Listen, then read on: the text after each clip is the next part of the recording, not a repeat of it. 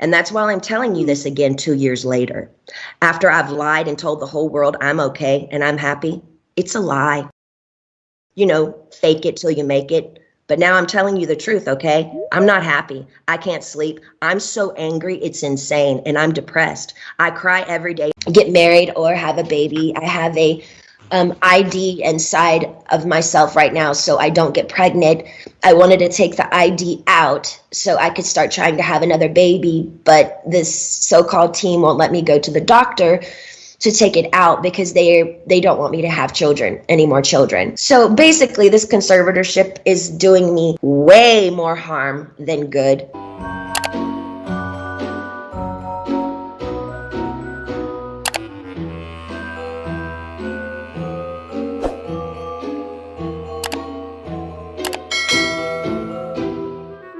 Hai sayang, welcome back to another episode of Reality Tips. Nama aku Yufi dan hari ini aku mau membahas drama, ini bukan drama sih ya, tentang Britney Spears yang banyak sekali dari kalian request supaya aku memberikan opini aku dan ngebahas tentang isi dari pembicaraannya dengan hakim di Los Angeles baru-baru ini. Oke, sekarang aku bakal mulai memberikan background informasi dulu. Pada tanggal 24 Juni 2021 lalu, ini adalah hari Rabu, Britney Spears tampil di depan hakim di Los Angeles di mana dia memberikan statementnya yang bertotal 24 menit. Di mana ini adalah statement dari Britney Spears yang ingin membela dirinya supaya conservatorship-nya dicabut. FYI, conservatorship ini sudah berlangsung selama 13 tahun, di mana selama 13 tahun ini si Britney tidak memiliki kontrol akan tubuhnya, akan keuangan,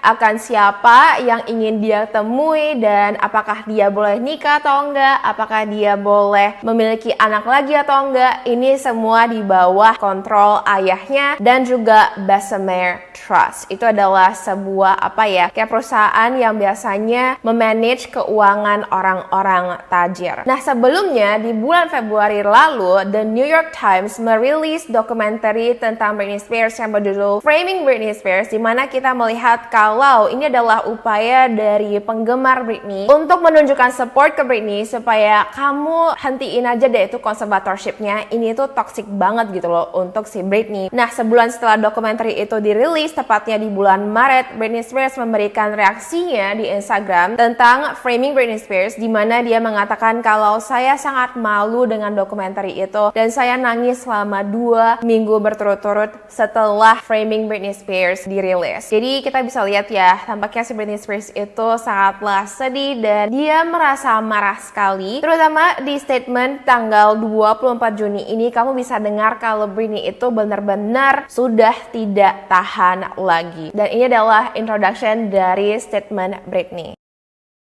I will be honest with you, I haven't been back to court in a long time because I don't think I was heard on any level when I came to court the last time. I brought 4 sheets of paper in my hands and wrote in length what I had been through the last 4 months before I came there.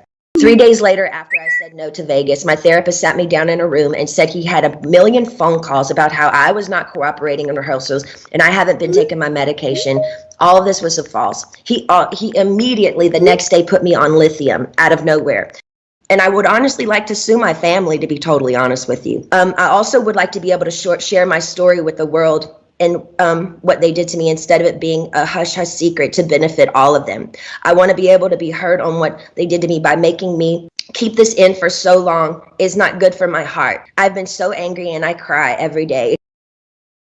Oke, di statement ini si Britney bilang kalau dia diberikan obat mental setiap hari ya. Dan suatu hari setelah dia sudah touring selama 4 tahun di Las Vegas, dia udah nggak tahan lagi, dia pengen break. Dia pun bilang kepada manajemennya, boleh nggak aku take a break for a few weeks gitu ya, ataupun beberapa bulan, karena aku udah kerja gitu loh selama bertahun-tahun. Aku setiap hari yang ngajarin koreografi ke 16 dancer aku pengen take a break gitu. Nah, pertama-tama si manajemennya manajemennya tuh nggak kasih, tapi tidak lama kemudian si manajemennya itu kasih ya, oke kamu boleh take a break. Nah ini pun membuat Britney merasa sangat senang, dia pun ambil break. Tapi beberapa hari kemudian si Britney dibawa ke psikolognya ataupun terapisnya, dimana terapisnya malah bilang ke Britney kalau saya itu ya dapat informasi dari manajemen kamu kalau kamu itu tidak mau nari ya, kamu tuh tidak mau latihan ya buat touring kamu. Aku pun mau gak mau harus mengganti obat mental kamu dari apa gitu. Ini tidak diberitahukan oleh Britney, tapi basically Britney bilang kalau obatnya itu diganti dengan obat yang lebih ngefek ya, yang namanya adalah lithium. Dan ketika aku nge-research lithium itu obat untuk apa, biasanya ini adalah obat yang dipreskripsikan untuk orang-orang yang menderita bipolar disorder. Dan biasanya lithium ini berguna untuk menstabilisasi suasana hati ataupun mood. Dan menurut Britney, ini adalah obat yang bisa merusak jiwa seseorang ketika dikonsumsi lebih dari 5 bulan. Britney pun bilang setelah dia mulai mengkonsumsi obat lithium ini, jadi orang yang bingung gitu loh, dia nggak bisa komunikasi dengan kedua orang tuanya. Dan lebih parahnya lagi, sejak dia diberikan obat lithium, dia tinggal dengan 6, bukan 1, bukan 2, 6 suster yang selama 24 jam mengawasi Britney. Setelah itu,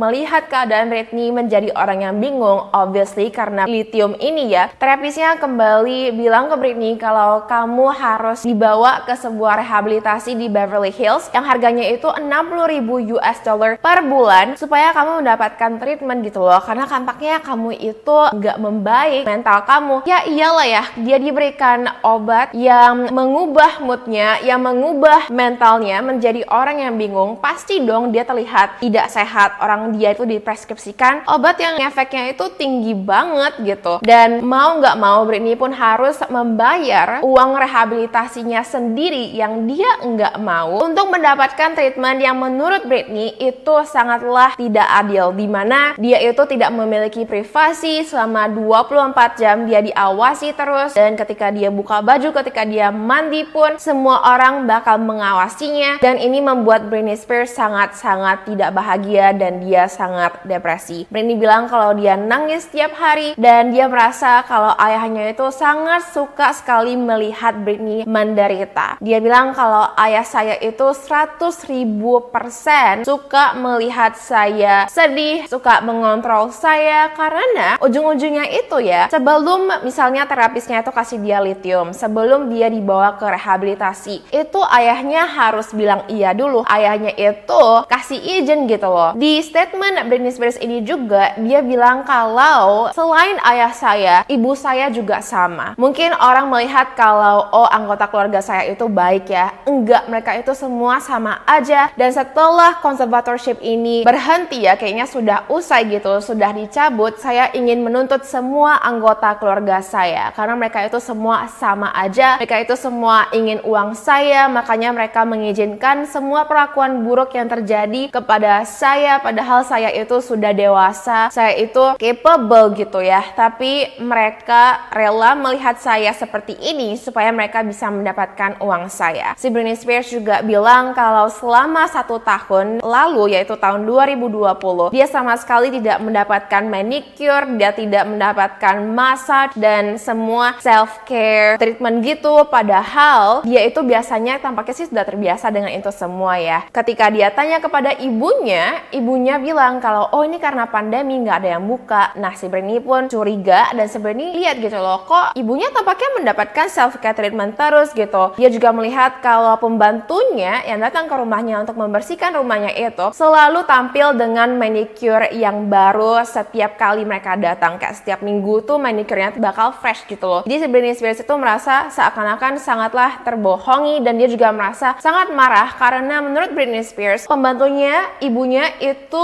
digaji dengan uang siapa? Uang hasil kerja keras Britney Spears, tapi malah mereka lah yang bisa menikmati uangnya, sedangkan si Britney tiap hari dikurung di rumah, nggak bisa ketemu temannya karena ayahnya nggak ngizinin. Dia tiap hari diberikan obat yang mengganggu kesehatan mentalnya, bukan membantu. Ini membuat Britney Spears sangatlah depresi. Di statement itu juga Britney Spears bilang kalau dia itu nggak mau pergi ke terapisnya, dia ingin mengunjungi terapisnya itu 1 kali seminggu aja. Dan si Britney juga bilang kalau aku nggak mau gitu loh dipaksa tiap kali ke rumah sakit terapis aku, kayak seakan-akan ke klinik terapisnya, dimana dengan sengaja ayahnya tahu kalau di klinik itu luarnya itu bakal banyak sekali paparazzi yang bisa meliput keadaan Britney Spears. Britney Spears ingin sedikit privasi ya, dimana terapisnya lah yang 1 kali seminggu datang ke rumahnya untuk mengobati dia gitu loh. Bukannya ketika si Britney Spears itu masih dalam keadaan depresi, tiap kali dia keluar dari klinik dia tuh bakal kelihatan kusam, dia tuh bakal kayak mukanya sembab karena dia tuh habis nangis, dan paparazzi itu bisa meliput mukanya yang seperti itu gitu loh. Aku nggak tahu apakah ini disengaja oleh ayahnya, tapi menurut Britney ini disengaja supaya orang-orang di publik melihat kalau oh iya ya, si Britney Spears itu masih belum sehat gitu. Which is like so mean guys, kayak ayahnya sendiri itu mean banget. Aku nggak bisa bayangin selama lebih dari 10 tahun si Britney Spears itu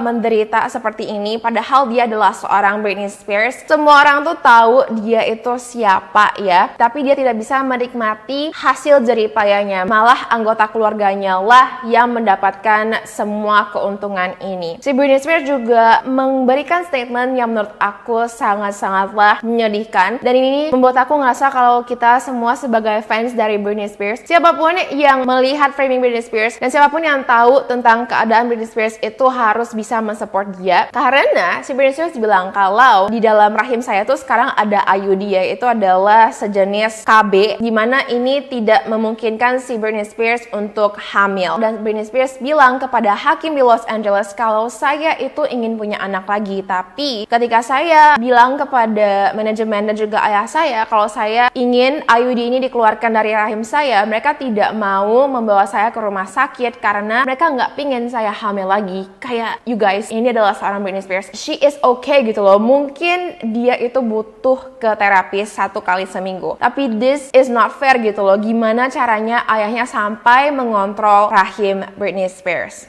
Crazy. Tapi basically Britney Spears bilang kalau saya hanya ingin bisa menikah, saya ingin bisa punya anak lagi, dan saya ingin kepemilikan atas uang saya sendiri. Which makes so much sense guys. Kita semua harus bisa mensupport Free Britney. Kalau misalnya ada petisi atau apa, aku bakal leave linknya di description box di bawah. Tapi basically guys, like I think this is a video I made supaya kita bisa support Britney Spears, karena oh my god guys, aku sih harap ya semua anggota keluarganya dan siapapun yang bersangkutan dalam mengontrol hidup Britney Spears ini bakal bisa dituntut dan dipenjarain karena so mean, you know what I mean? Kayak Britney Spears itu sudah bekerja sejak kecil ya, tapi sampai hari ini dia nggak bisa menikmati uangnya sendiri gitu loh. This is like the cruelest thing. Apalagi kita bawa ke diri kita sendiri aja ya, dia itu harusnya bisa percaya dengan keluarga kandungnya sendiri, tapi justru keluarga kandungnya lah yang mengkhianatinya dan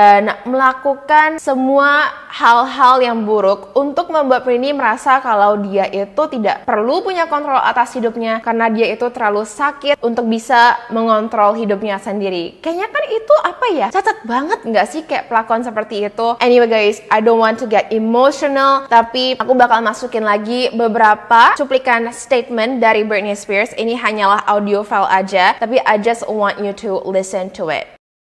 And considering my family has lived off my conservatorship for 13 years, I won't be surprised if one of them has something to say and go forward and say, we don't think this should end. We have to help her. I shouldn't be in a conservatorship if I can work and provide money and work for myself and pay other people. It makes no sense. I want to end the conservatorship without being evaluated. In the meantime, I want this therapist once a week. He can either come to my home. No, I just want him to come to my home. I'm not willing to go to Westlake and be embarrassed by all these scummy paparazzi laughing at my faces while I'm crying, coming out and taking my pictures as all these white, nice dinners with people drinking wine at restaurants, watching me leave these places. They set me up by sending me to the most exposed places, and I told them I didn't want to go there because I knew paparazzi would show up there. Iya sayang, anyway, aku pengen tahu opini kamu tentang ini semua. Menurut kamu, apakah harusnya dia menuntut semua anggota keluarganya? Dan aku harap-harap banget ya, semoga conservatorship ini berakhir, karena aku nggak bisa bayangin penderitaan Britney Britney Spears selama lebih dari 10 tahun. Dan satu majalah Amerika yang bernama US Weekly baru-baru ini mengetweet hashtag Free Britney setelah statement dari Britney Spears itu dirilis ya, yang 24 menit itu. Dan tampaknya Us Weekly ini mendapatkan hate dari netizen dong, karena sebelumnya seperti kebanyakan tabloid di Amerika ya, yang ketika Britney Spears itu mengalami mental breakdown di tahun 2008 dan tahun-tahun berikutnya, itu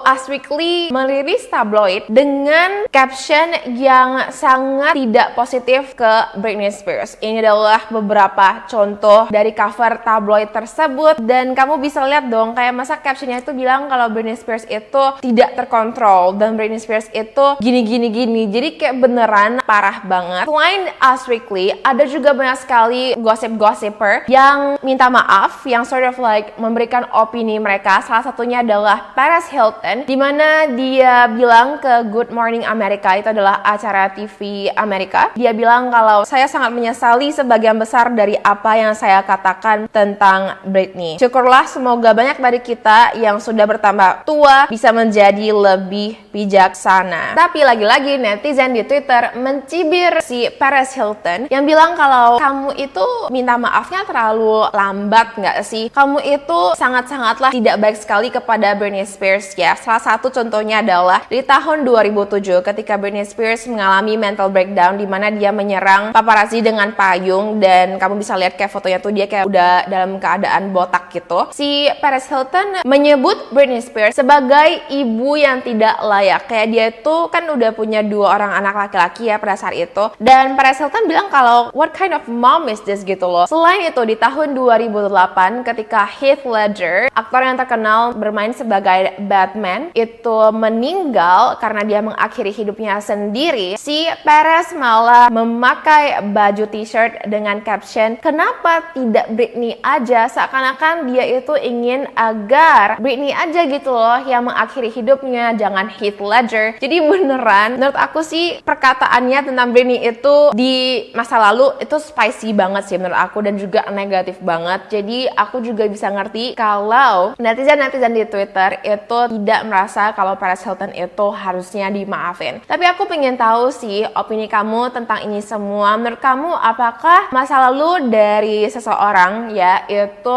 harusnya bisa kita maafin aja, atau menurut kamu whoever they are in the past itu bakal tetap sama aja, kayak orang itu nggak bisa berubah dan kita tidak perlu memaafkan mereka? Aku pengen tahu opini kamu. Dan ya sayang, kayaknya what we can do ya other than sign petition is to hope supaya conservatorship Britney Spears itu bisa dicabut dan dia bisa memiliki kontrol atas hidupnya dan juga keuangannya sendiri. Untuk mengakhiri video ini, aku mau kasih satu quote dari lirik lagu Britney Spears yang judulnya The Prerogative, dimana dia bilang kalau orang bisa mengambil semuanya darimu, tapi mereka tidak bisa mengambil kebenaranmu. Anyway, kalau kamu suka dengan video ini, make sure untuk thumbs up. Dan hari ini aku pakai lipstick dari Christian Louboutin. Ini adalah matte lipstick. Aku gak ingat namanya, tapi ini tuh tipenya adalah 420M. Dan aku suka banget sih ya sama ini, meskipun sedikit berat packagingnya, tapi warnanya itu really pigmented dan sama sekali nggak drying, and it stays on all day. Anyway sayang,